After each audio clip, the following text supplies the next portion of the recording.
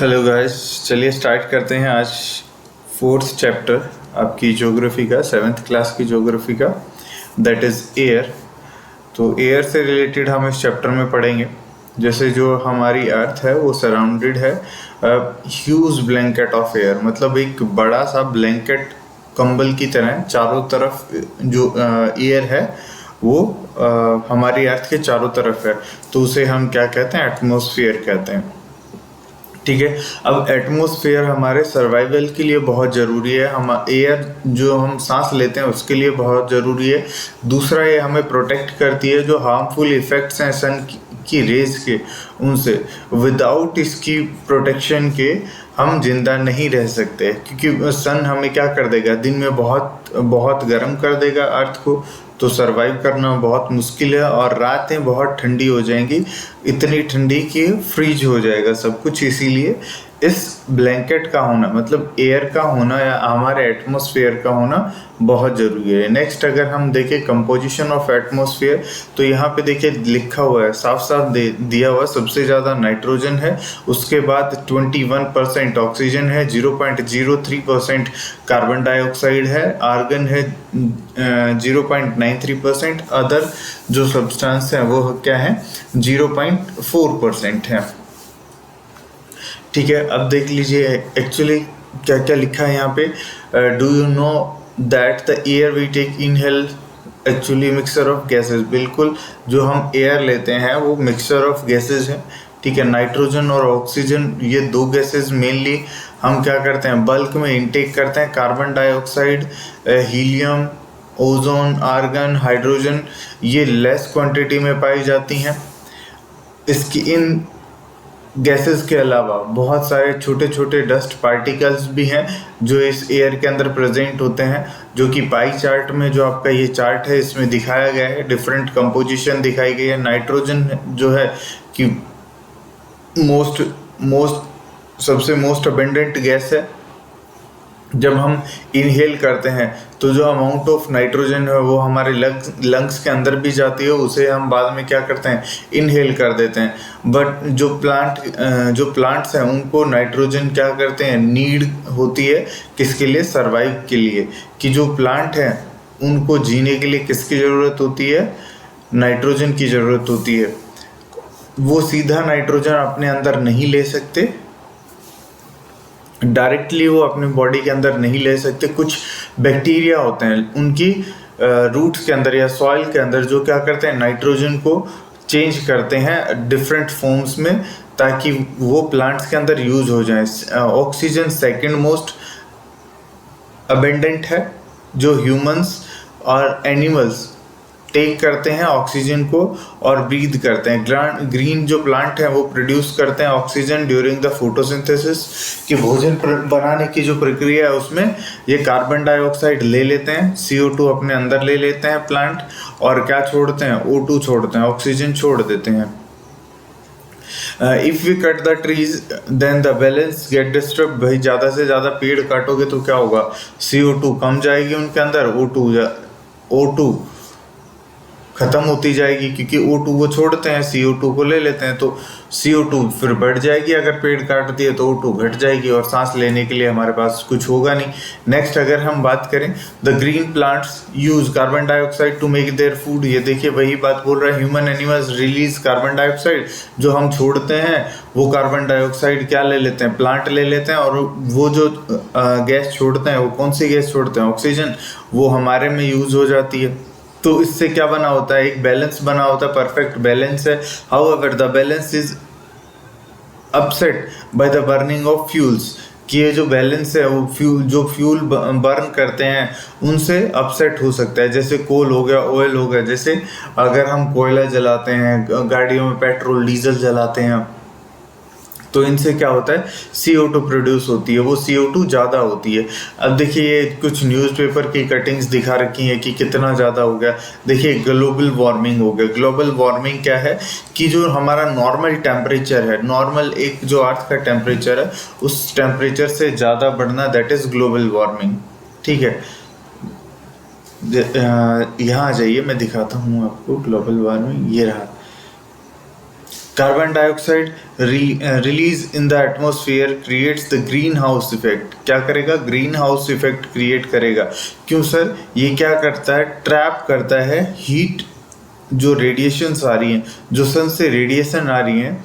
मान लो ये सन है, ये रेडिएशन कर रहा है, लाइट नीचे छोड़ रहा है, और जैसे ये लाइट एटमॉस्फेयर के अंदर होती है तो यहाँ क्या है? CO2 है। ये CO2 क्या करती है? इस लाइट को ट्रैप कर लेती है, वापस नहीं जाने देती है, एब्जॉर्ब कर लेती है। तो इससे क्या हो जाता है? यहाँ का टेम्परेचर राइज हो जाता है, यहाँ का टेम्परेचर राइज हो जाता है। इसे ही हम क्या कहते हैं? ग्रीन हाउस इफेक्ट कहते हैं। Without it the earth would have been too cool. अभी बताया ना कि अगर ये नहीं होती तो बहुत पृथ्वी क्या होती? बहुत ठंडी हो जाती और दिन में बहुत गर्म हो जाती।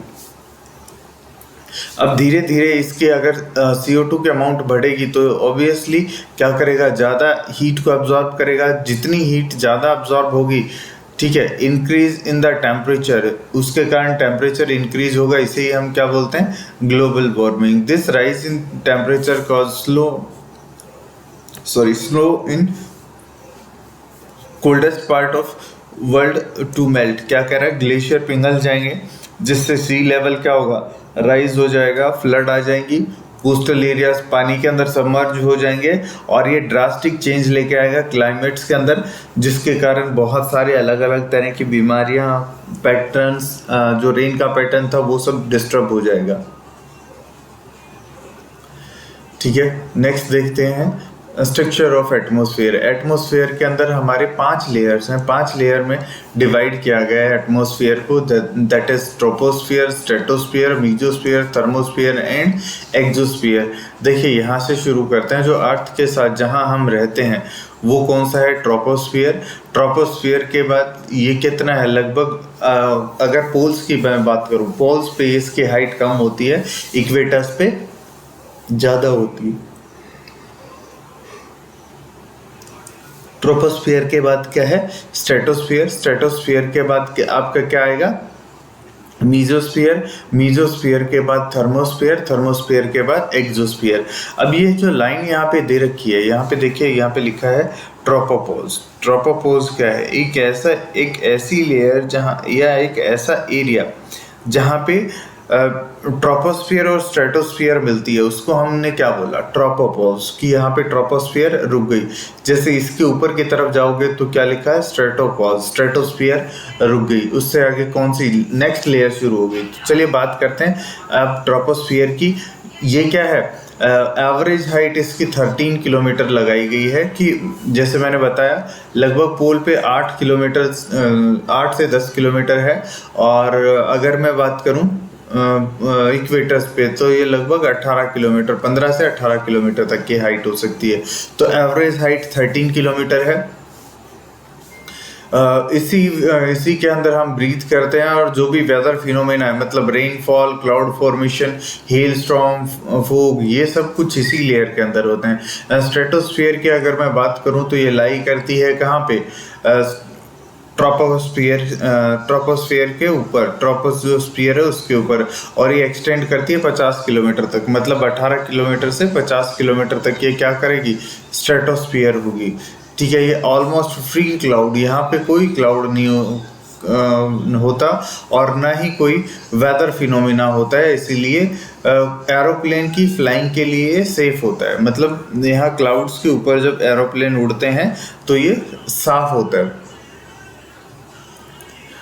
यहाँ पे क्या पाया जाता है? जो आपकी लगभग 20 से 22 किलोमीटर के ऊपर यहाँ पे क्या मिलता है? एक लेयर मिलती है, दैट इज ओजोन लेयर।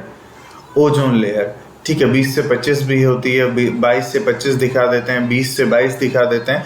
तो ओजोन लेयर क्या करती है? जो सन से यूवी रेज आती हैं, अल्ट्रावायलेट रेज, उनको रोकती है। हार्मफुल इफेक्ट जो कॉज करती हैं सन की रेज अर्थ के ऊपर, उनको रोकती है हमारे वायुमंडल में आने से। मतलब जो ट्रोपोस्फियर है उसमें आने से रोकती है। मीजोस्फियर अर्थ पे आने से रोकती है मेनली, अगर मैं बात करूँ। अगर बात करते हैं मीजोस्फियर की, ये थर्ड लेयर है एटमॉस्फेयर की, जो कि स्ट्रेटोस्फियर के ऊपर होती है, और 80 किलोमीटर तक की हाइट पाई जाती है। मीटियोरॉइड्स जो आकाश से उल्कापिंड गिरते हैं वो यहाँ पे बर्न होते हैं इस स्पेस के अंदर। थर्मोस्फीयर अगर मैं बात करूँ तो ये थर्मो का मतलब क्या होता है, टेम्परेचर। तो यहाँ का टेम्परेचर रैपिडली राइज करता है। देखिए यहाँ ये जो दिखा रखा है, ये जो लाइन दिखा रखी है, इस लाइन का मतलब क्या है, यहाँ पे टेम्परेचर क्या कर रहा है, राइज कर रहा है। देखिए फिर थोड़ा सा यहाँ तक राइज करेगा, फिर कांस्टेंट हो गया, फिर क्या कर रहा है, डिक्रीज कर रहा है, और ये माइनस में चला गया। ठीक है, उसके बाद देखिए ऊपर जाएंगे तो हमारा मीजोस्फीयर में फिर से क्या कर रहा है, मीजोस्फीयर में फिर से इंक्रीज हो रहा है टेम्परेचर, इंक्रीज और इंक्रीज हो रहा है। फिर थर्मोस्फीयर में थोड़ा सा कांस्टेंट और उसके बाद थोड़ा डिक्रीज। ठीक है ना, ये ऐसे होता चला जाता है। अब देखिए थर्मोस्फीयर में क्या है भाई, यहाँ पे रैपिडली इंक्रीज होगा टेम्परेचर विद हाइट, है ना, हाइट के साथ इंक्रीज होगा।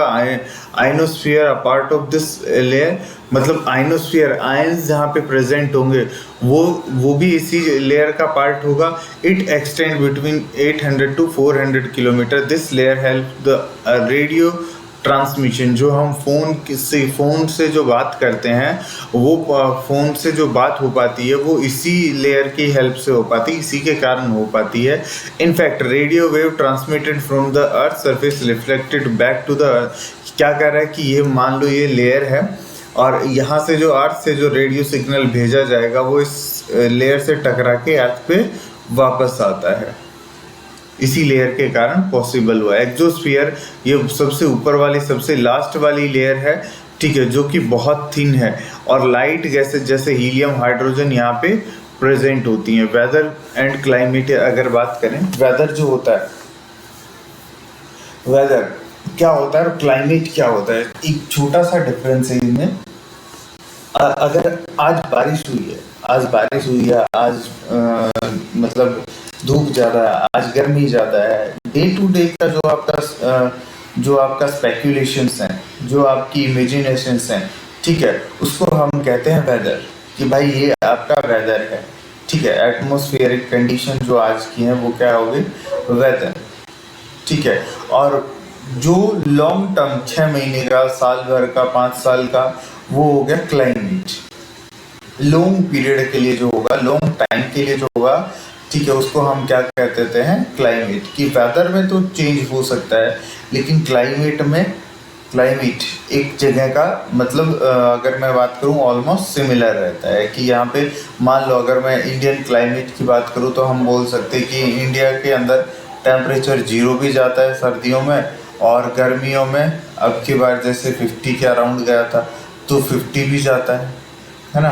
तो ये क्या है भाई, अब आप देखोगे कि वेदर में तो जैसे गर्मियों में है, गर्मियों की बात कर लेते हैं, तो गर्मियों में फरवरी जनवरी में ये 10, 15, 5 डिग्री, 0 डिग्री ऐसा भी चला जाता है। लेकिन गर्मियों में आप देखोगे 30 से 30 डिग्री, 40 डिग्री, 45 डिग्री ऐसे चला जाता है। तो एक लॉन्ग रेंज है, लॉन्ग रेंज, अगर लॉन्ग मतलब एक लॉन्ग पीरियड टाइम के लिए अगर हम कुछ करते हैं, दैट इज अ क्लाइमेट।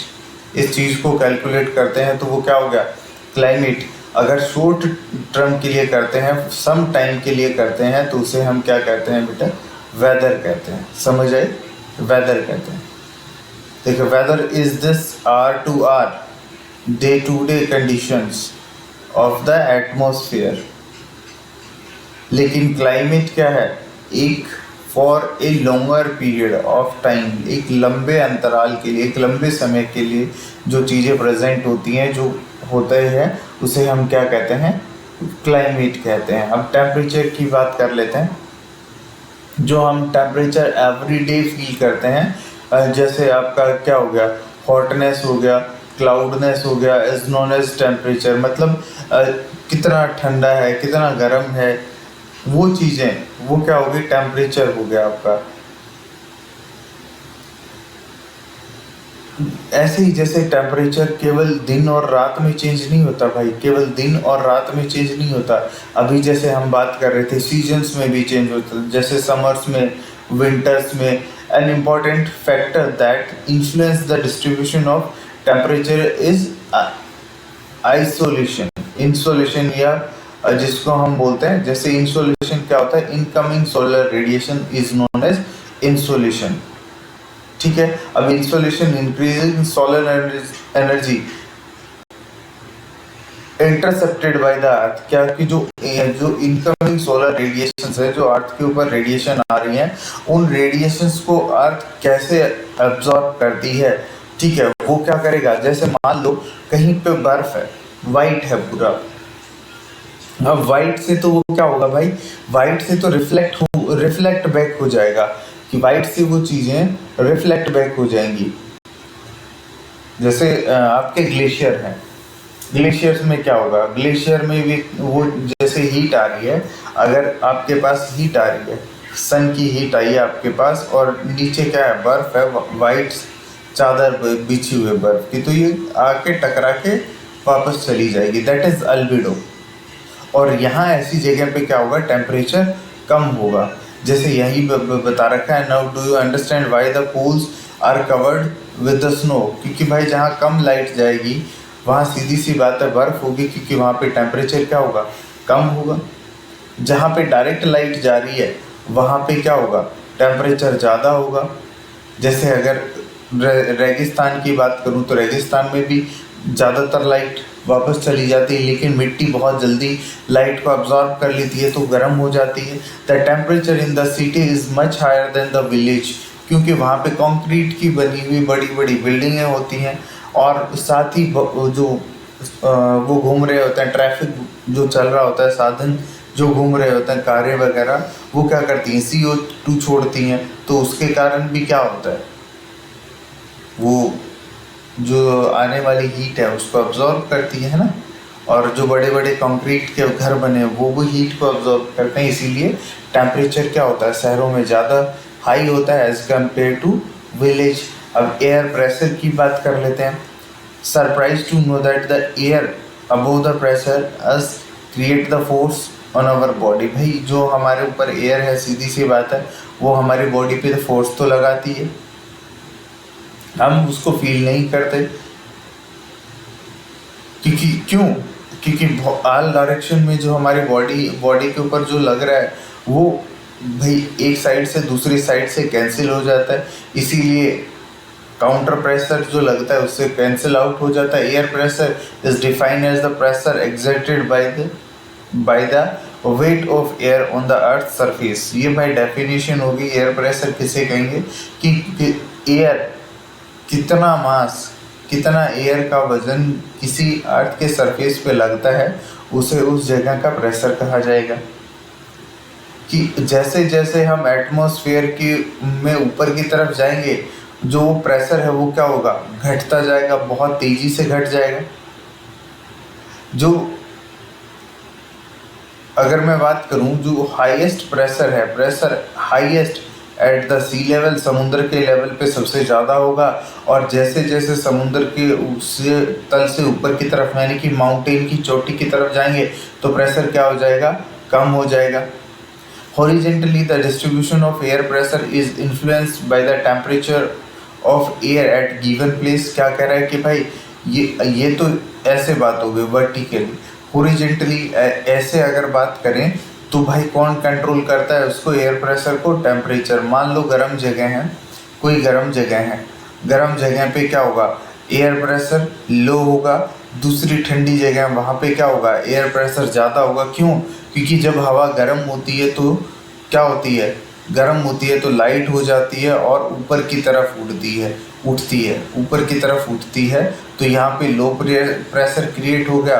और जब हवा ठंडी हो जाती है और तो कंडेंस होती है तो हैवी होती है और नीचे की तरफ आती है, तो यहाँ पे क्या होगा, हाई प्रेशर होगा।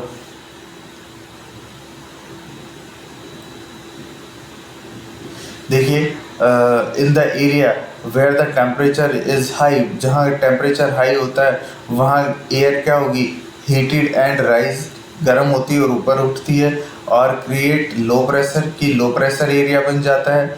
मतलब ये क्या होगा, cloudy and skies and wet weather, मतलब यहाँ पे जो हवा ऊपर उठ रही है, ऐसे जो ऊपर की तरफ जा रही है, वो आगे चल के क्या बनाएगी, बादल बनाएगी, जिसके कारण यहाँ बारिश होगी।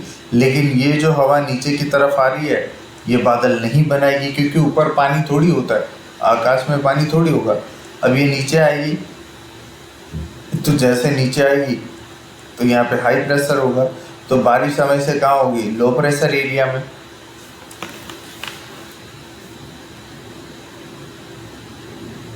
ये देखो यहाँ पे वही लिखा है कि जहाँ पे लोअर प्रेशर होगा वहाँ पे क्या होगी, एयर कोल्ड होगी, और एयर कोल्ड होने के कारण सिंक होगी, सिंक क्रिएट करेगा हाई प्रेशर एरिया। और हाई प्रेशर एरिया जहाँ पे होगा वहाँ पे क्लीन और सनी, मतलब चमकता हुआ सूरज दिखाई देगा और साफ वेदर होगा वहाँ पे। नेक्स्ट अगर मैं बात करूँ, विंड्स की बात करता हूँ। विंड्स क्या होती हैं, जो एयर फ्लो करती है, ठीक है, लो pressure area, high pressure area से लो प्रेशर एरिया की तरफ, उसे हम क्या कहते हैं, विंड कहते हैं। जो एयर का मूवमेंट है high pressure area to low pressure area, उसे हम क्या कहते हैं, विंड कहते हैं। You can see wind work from as blow dry leaves down the payment of approved trees during the storm. क्या कह रहा है कि भाई जब हवा चलती है तो भाई बहुत सारे पत्ते टूट के गिर जाते हैं, पेड़ों के पेड़ उखड़ जाते हैं, ठीक है।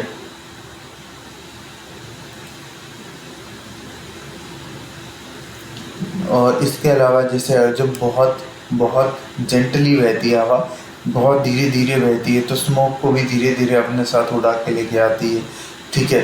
At the time wind can be so strong that difficult to walk against it. वह बहुत स्ट्रॉन्ग भी हो सकती है और बहुत लाइट भी हो सकती है। You must have experience it, not easy to hold umbrella in a windy day. मतलब अम्ब्रेला को आंधी में पकड़ना आसान नहीं होता, ये आपने देखा होगा। Think to some other example when the strong winds have created. देखिए, अब ये देखिए विंड का पैटर्न समझते हैं। परमानेंट विंड होती है, कुछ सीजनल विंड होती है, कुछ लोकल विंड होती है। अब परमानेंट विंड जो अर्थ के ऊपर हमेशा बहती है, परमानेंट विंड जो हमेशा अर्थ के ऊपर बहती है, सॉरी भाई, और एक ही डायरेक्शन में बहती है। जैसे अगर मैं बात करूं पोलर ईस्टर्ली, जो पोल्स पे बहती है ईस्टर्ली, ये देखिए इस तरफ है ना, ये इस तरफ। अब पोलर जो वेस्टर्लीज आएंगी, ये देखिए वेस्टर्लीज, ये वेस्टर्लीज है, ठीक है। अब ऐसा क्यों हो रहा है उसका हम बात करेंगे, क्योंकि देखिए थोड़ा आगे आगे जाएंगे ना तब ये चीज़ें समझ आएगी। क्योंकि हाई प्रेशर से लो प्रेशर जब एयर फ्लो करती है तो हाई प्रेशर से लो प्रेशर करती है। अब ये देखिए, ये ट्रेड विंड्स आ गई, ठीक है, ये ट्रेड विंड है हो गई, ये आपका फिर से वेस्टर्लीज हो गई, और ये फिर से आपकी ईस्टर्ली हो गई। फिर फर्क कितना है, ये नॉर्थ और ये साउथ है, ये साउथ ईस्टर्ली। अब ये क्या है, परमानेंट विंड है आपकी, प्रेशर बेल्ट्स हैं ये। अब प्रेशर बेल्ट सिस्टम अगर हम समझने लगे, अभी नहीं समझेंगे, हम बाद में समझेंगे। और ये बैंड क्यों हो रही है, क्योंकि कोरियोलिस फोर्स है। हम 11th में इसकी बात करेंगे, 11th क्लास में ये टॉपिक डिटेल में पढ़ेंगे कि ऐसा क्यों है। अगर जब नॉर्थ हेमिस्फीयर में जाते हैं, नॉर्थ हेमिस्फीयर में जब ये जाएंगे तो हमेशा ये किधर बेंड होगी, राइट की तरफ, मतलब अपने राइट में जाएगी, ऐसे राइट में, ठीक है। और जब ये अगर हम सदर्न हेमिस्फीयर में जाएंगे तो ये किधर, लेफ्ट की तरफ मूव करेगी, अपने लेफ्ट की तरफ। ये ऐसे के बजाय ये किधर जाएगी, ऐसे, सॉरी ये ऐसे, ये नॉर्थ में और ये साउथ में। तो ये कोरियोलिस फोर्स के कारण होता है। अब देखिए जब हम ये पढ़ेंगे ना, जैसे इक्वेटर है, इक्वेटर पे हाई प्रेशर बेल्ट होती है। अब वो हाई प्रेशर किधर जाएगा, इधर लो प्रेशर पे, यहाँ पे सिंक होगा, सिंक होगी तो कुछ इस तरफ जाएंगी और कुछ हवा इस तरफ आएगी, मैं थोड़ा सा एक बार मतलब आइडिया दे रहा हूँ। ऐसे ही यहाँ पे कुछ हवा इस तरफ भी आएगी, है ना, कुछ हवा इस तरफ आएगी। अब यहाँ पे सिंक हो रहा है, तो ये क्या हो गया, हाई प्रेशर। अब सॉरी, ये हाई प्रेशर हो गया। हाई प्रेशर से अब यहाँ जो एरिया है इससे क्या होगा, कुछ हवाएं इधर जाएंगी और कुछ हवाएं किधर जाएंगी, इधर पोल के ऊपर, है ना भाई। यहाँ से क्या हो रही है, राइज हो रही है। लो प्रेशर से हमने क्या कहा था, राइज होती है, और हाई प्रेशर पे सिंक होती है, वही बोला था ना हमने। तो वही सेम पैटर्न दोनों साइड आपको देखने को मिल रहा है। अब देखिए परमानेंट विंड कौन सी होती है, जो आपने नाम पढ़े अभी, जैसे वेस्टर्लीज पढ़ा हमने, ईस्टर्लीज पढ़ा हमने, ठीक है। उसके बाद हमने क्या देखा कि भाई यहाँ पे जो आपकी ये हैं ट्रेड विंड्स हैं, ठीक है। ऐसे ही ये हमेशा एक ही डायरेक्शन में फॉलो करती हैं, that is permanent wind.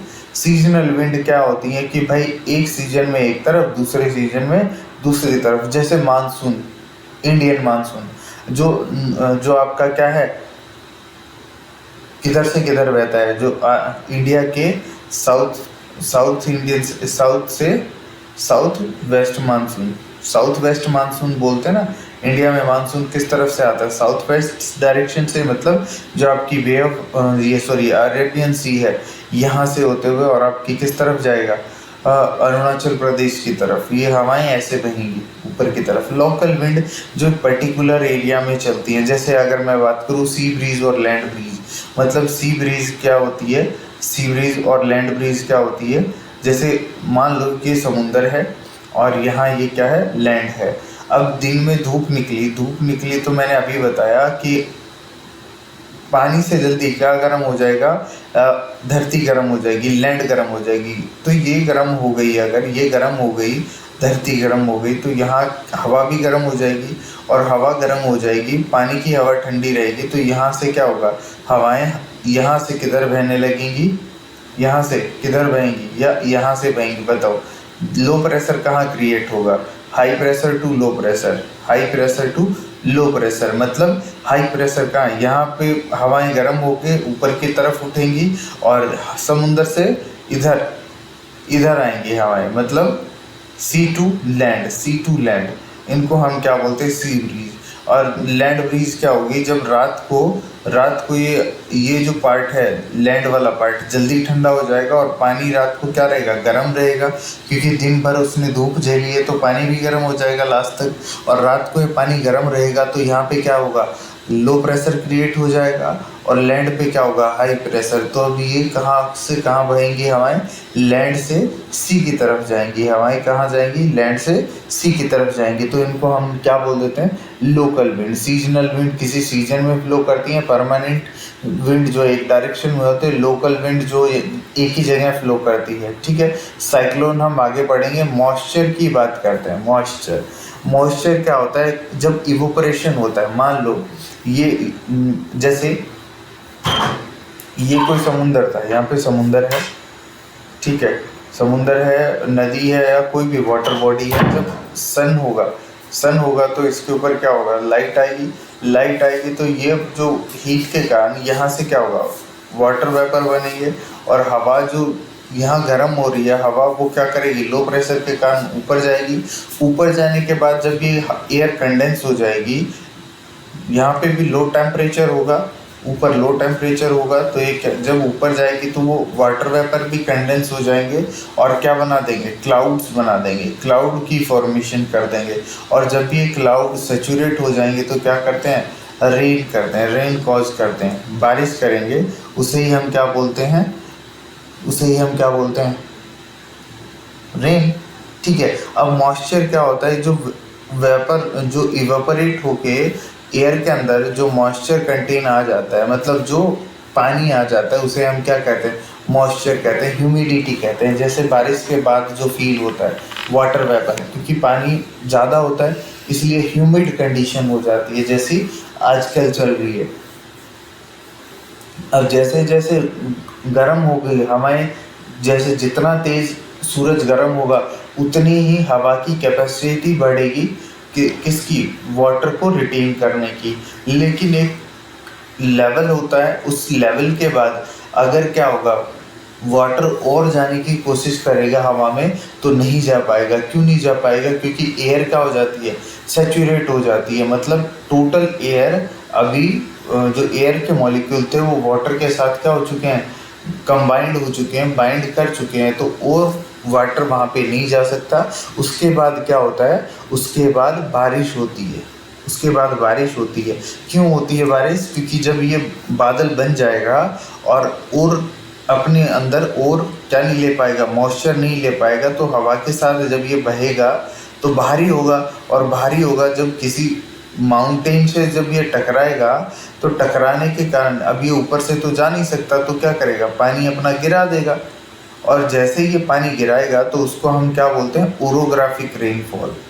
Orographic rainfall, क्योंकि इधर से जब ये हवा आएंगी इधर से, तो ये पहाड़ रास्ते में आ गया। अब इसके ऊपर से तभी जा पाएंगी जब ये हल्का होगा, और हल्का होगा तो सिर्फ क्या करेगी, एक साइड बारिश करेगी और दूसरी साइड नहीं करेगी, और ऐसी बारिश को हम क्या बोलते हैं, ओरोग्राफिक रेनफॉल। अब यहाँ देख लेते हैं कि भाई ह्यूमिडिटी होगी, जो मॉइस्चर कंटेन है, moisture in the air at any time, उसे हम क्या कहते हैं, ह्यूमिडिटी कहते हैं। When the air is full of vapours we call the humid day, और इसे हम क्या कहते हैं, ह्यूमिड डे कहते हैं। जो कि क्या होता है, वार्मर होता है। जैसे जैसे गर्म होता जाएगा, कैपेसिटी जो है किसकी, एयर की वाटर होल्ड करने की, वो क्या होती जाएगी, इंक्रीज होती जाएगी। और जैसे जैसे इंक्रीज होगी, मतलब पानी जितना जितना बढ़ेगा उतनी ही क्या बढ़ेगी, ह्यूमिडिटी बढ़ेगी। और ह्यूमिडिटी में जो क्लॉथ्स हैं वो ज़्यादा देर में सूखते हैं, हमारे पसीने ज़्यादा आएंगे, ज़्यादा देर में सूखेंगे, और बहुत अनकंफर्टेबल फील होगा, जैसे आजकल का चला हुआ है। ठीक है, और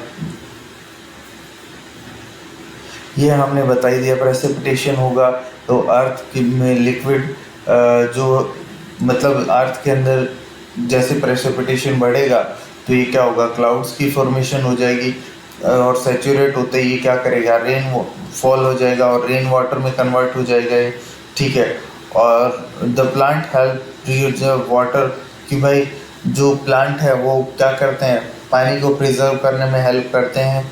माउंटेन क्या होगा, जो जैसे ये दे रखा है, when the tree on hills side cut the rain water flow down bare mountains and can cause the flooding at low lying area. भाई मान लो यहाँ से जो जितने भी पेड़ हैं, इसके यहाँ पे जितने भी पेड़ खड़े होंगे, अगर हम काट देंगे तो ये बारिश जो हुई है वो बारिश बहुत तेज़ी से नीचे आएगी, और वो क्या ले लेगी, बाढ़ का रूप ले लेगी।